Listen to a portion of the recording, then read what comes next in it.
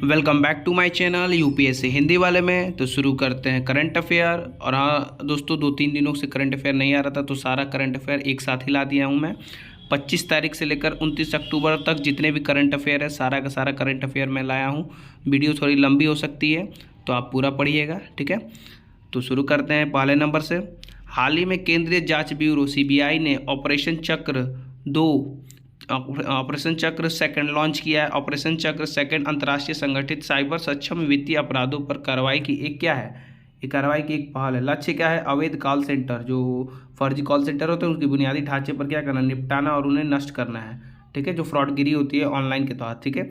इसके लिए माइक्रोसॉफ्ट और अमेजन के साथ राष्ट्रीय और अंतर्राष्ट्रीय एजेंसियों के साथ साझेदारी की है। सीबीआई, इंटरपोल, यूएसए के जांच ब्यूरो एफबीआई और कई देशों के पुलिस बलों के समन्वय के साथ काम कर रही है, ठीक है।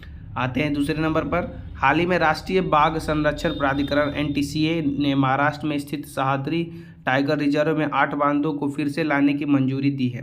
यह रिजर्व कोयना अभ्यारण्य, केडब्ल्यूएलएस और चंदौली राष्ट्रीय उद्यान सीएनपी के संरक्षित क्षेत्रों तक फैला हुआ है। हाल ही में छत्तीसगढ़ के अनुरोध पर कोयला मंत्रालय ने कहा, लेमरू एलिफेंट कॉरिडोर है, उसके आसपास जो कोल इंडिया लिमिटेड के 40 कोयला ब्लॉकों की जो नीलामी थी वो नहीं की जाएगी, इन्होंने बोला है, ठीक है। छत्तीसगढ़ की किसने, छत्तीसगढ़ के अनुरोध पर कोयला मंत्रालय ने कहा, ठीक है। लेमरू एलिफेंट कॉरिडोर छत्तीसगढ़ के कोरबा जिले में स्थित है। उद्देश्य हाथियों के स्थायी निवास स्थान है और संपत्ति के देने के साथ संपत्ति के क्षति और मानव पशु संघर्ष में काम करना है, ठीक है। आते हैं तीसरे नंबर पर। हाल ही में सुप्रीम कोर्ट ने माना है कि स्पष्ट अधिसूचना के बिना कंपनियों स्वचालित का रूप से 5% से कम विथ होल्डिंग टैक्स दावा नहीं कर सकती। आइए जानते हैं विथ होल्डिंग क्या होता है। विथ होल्डिंग टैक्स वह राशि जिसकी कटौती नियोक्ता द्वारा सीधे कर्मचारी की अर्निंग से की जाती है, ठीक है।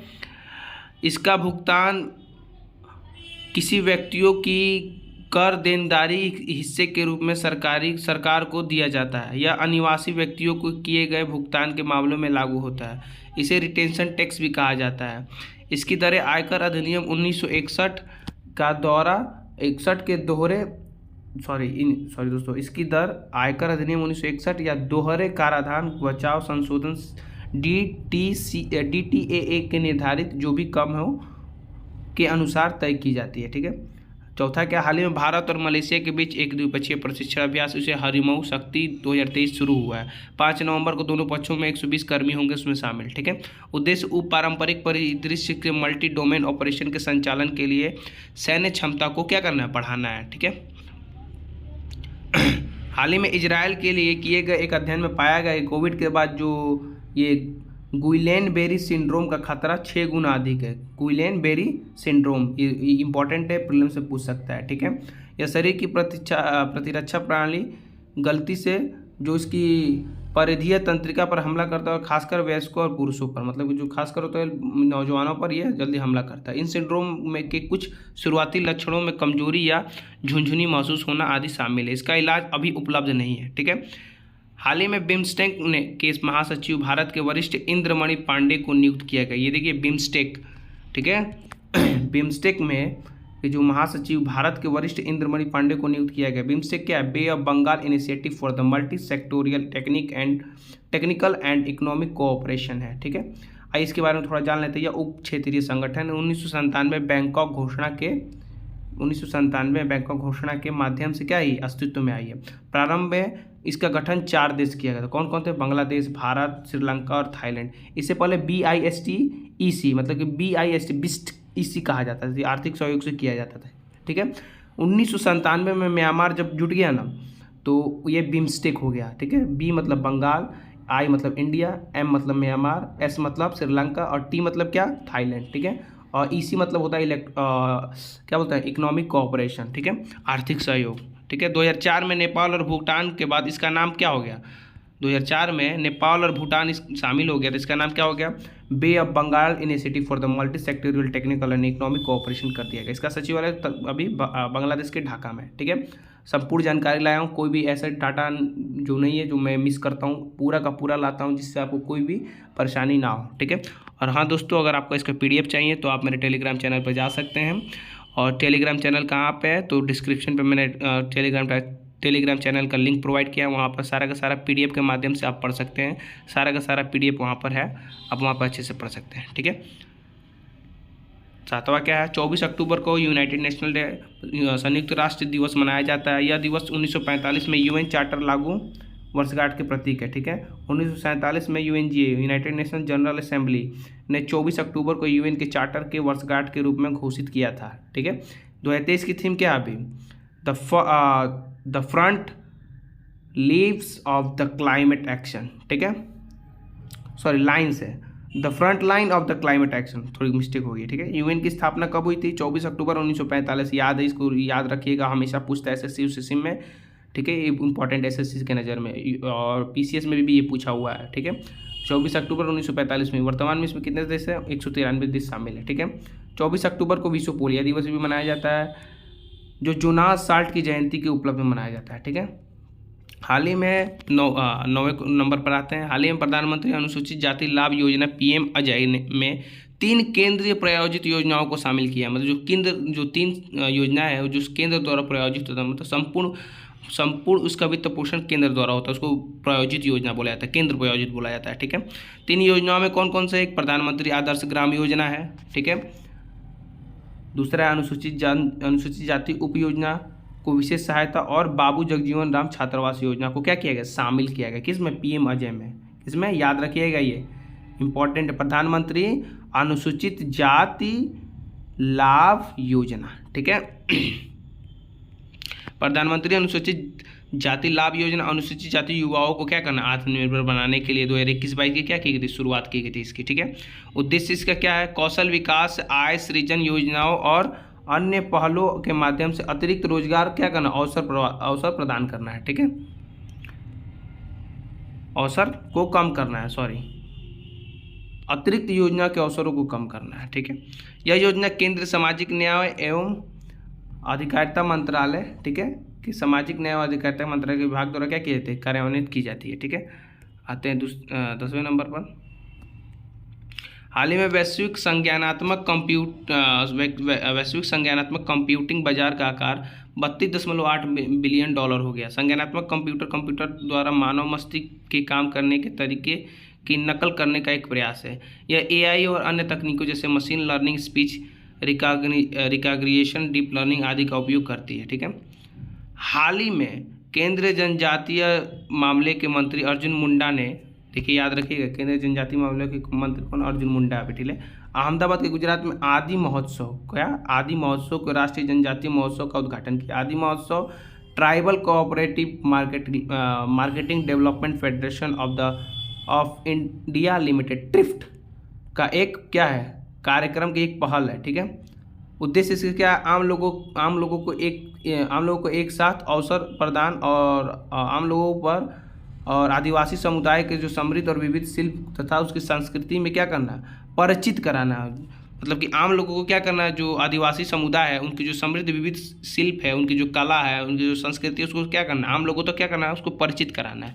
ट्रिफ्ट भारत सरकार द्वारा जनजातीय कार्य मंत्रालय के अधीन आता है। ठीक है, हाल ही में आते हैं 12वें नंबर पर। हाल ही में पवितोरा वन्यजीव अभयारण्य में एक बार फिर आधिकारिक तौर पर खोल दिया गया। पवितोरा वन्यजीव अभयारण्य कहाँ पे है, तो ये ब्रह्मपुत्र की दक्षिणी तट जो असम की गुवाहाटी और मोरी गांव जिले में है। ठीक है, 1971 में यह आरक्षित वन और 1987 में वन्यजीव अभयारण्य क्या किया गया था, घोषित किया गया था। यह एक सींग वाले गेंडे के लिए एक सींग वाले गेंडे की जो आबादी है उसके लिए फेमस है। ठीक है, जाना जाता है।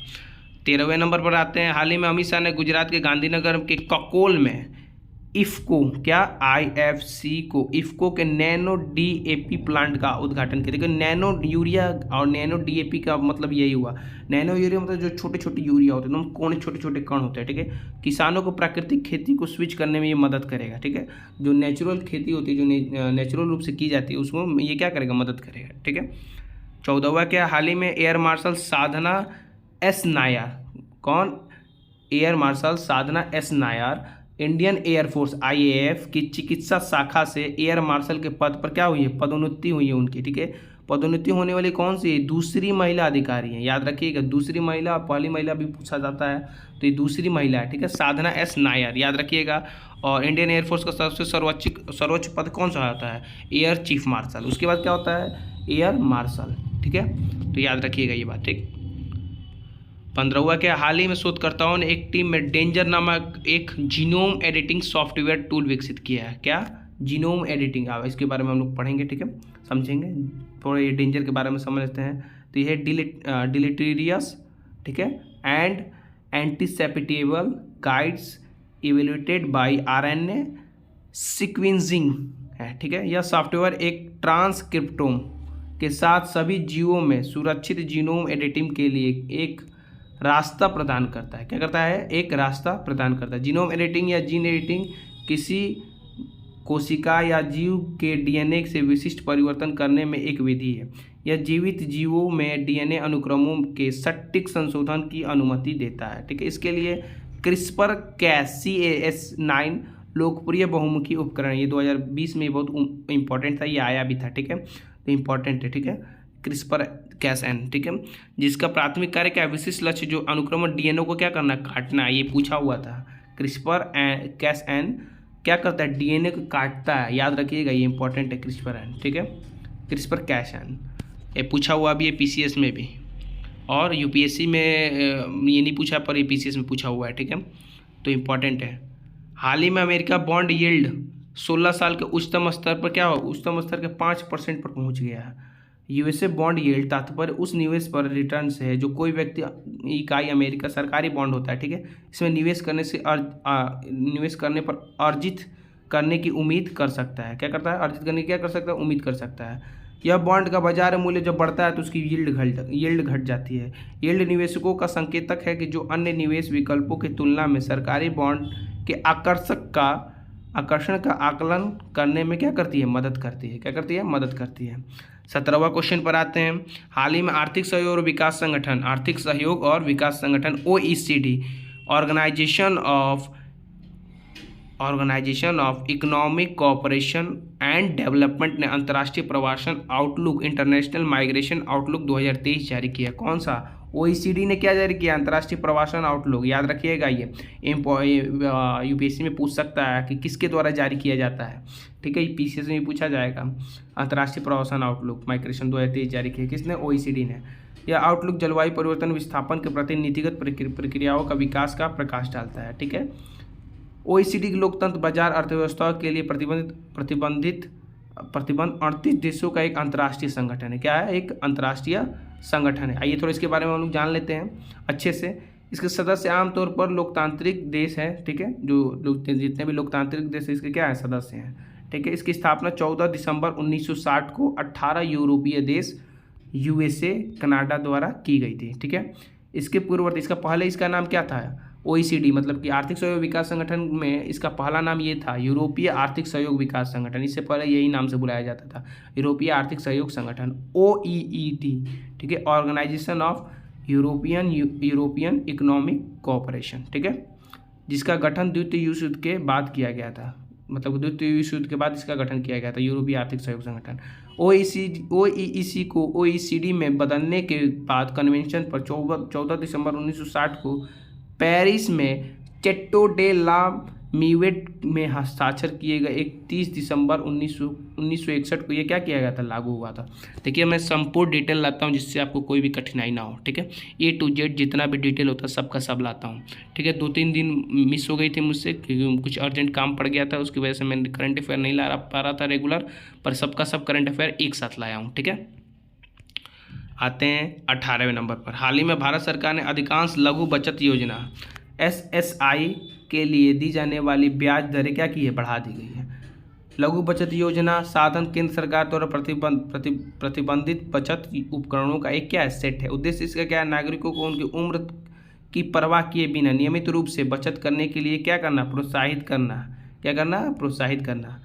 हाल ही में 19वां, ठीक है, हाल ही में सुप्रीम कोर्ट ने अनुच्छेद 142 के तहत अपनी शक्तियों का इस्तेमाल करते हुए एक व्यक्ति को भरण पोषण के बकाया चुकाने के लिए अपनी पैतृक मतलब बाप दादाओं की जो ज़मीन होती है, संपत्ति को बेचने का क्या किया है, निर्देश दिया। अनुच्छेद यह अनुच्छेद सुप्रीम कोर्ट को असाधारण मामलों में न्याय देने की अनुमति देता है जहां मौजूदा कानून का प्रावधान लागू नहीं होता है। ठीक है, 20वां आते हैं हम लोग। हाल ही में भारत सरकार ने जमरानी बांध, कौन सी जमरानी बांध बहुउद्देशीय परियोजना को पीएम कृषि सिंचाई योजना त्वरित सिंचाई लाभ कार्यक्रम, मतलब कि क्या, प्रधानमंत्री कृषि सिंचाई योजना और AIBP मतलब त्वरित सिंचाई लाभ कार्यक्रम के तहत शामिल करने को क्या किए, मंजूरी दी है। क्या दी है, मंजूरी दी है। जमरानी बांध बहुउद्देशीय परियोजना कहाँ है, उत्तराखंड में नैनीताल जिले में स्थित है और इस बांध से यूपी को भी फायदा होता है, याद रखिएगा। ये मैं एक पॉइंट लिखना भूल गया हूँ। ठीक है, यह PMKSY AIBP सूची शामिल होने वाली 7वीं परियोजना है। कौन सी है सूची में, मतलब AIB